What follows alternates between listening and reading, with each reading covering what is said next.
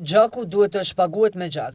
Një zakon i cili është tepër i veçantë i kanunit të princit Bujar Lek Dugaxhinit, që fatkeqësisht po i reziston kohës akoma i fuqishëm. Edhe pse vitet kanë ecur dhe shoqëria shqiptare ka njohur zhvillime, disa tradita të vjetra fatkeqësisht akoma mbahen gjallë në Shqipërinë e sotme. Gjakmarrja mban ende të morthyer shoqërinë shqiptare. Teksa duket një temë e historisë së shkuar, përsëri edhe në ditët e sotme, bëjnë presion disa nene të kanunit dhe të gjakmarrjes. Në një kohë kur bota dhe gjithë shoqëritë përjetojnë zhvillimin dhe civilizimin, shoqëria shqiptare jo vetëm në veri të vendit, e ndërron me rregullat kanunore. Në lidhje me shifrat e gjakmarrjes në Shqipëri mësohet të jenë 1024 fëmijë të cilët vuajnë nga izolimi dhe frika e vdekjes, me probabilitet rënje e vitet e fundit. Mjafton një krim që më pas të vijë në jetë zakoni i gjakmarrjes.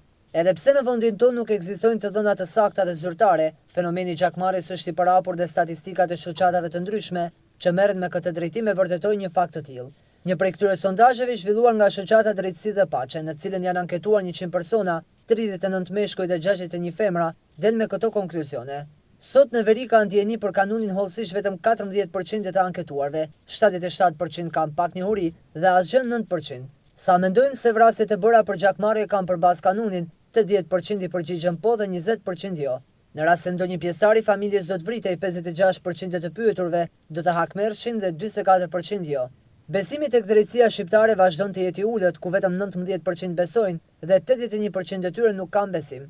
Ndërsa zgjedhjen e këtij fenomeni 49% e shohin tek funksionimi i ligjit, 19% tek toleranca, 3% në dënimin me vdekje, 11% në sensibilizimin e opinionit, ndërsa të padeklaruar janë 18%. Është e dhimbshme të pranohet si fakt, por një fenomen i tillë ekziston sot e gjithë ditën. Jetojmë në vitin 2010 dhe tashmë është koha për t'i thënë stop zakonit të Lek Dugaxhinit, ku thuhet se gjaku duhet shpaguhet me gjak.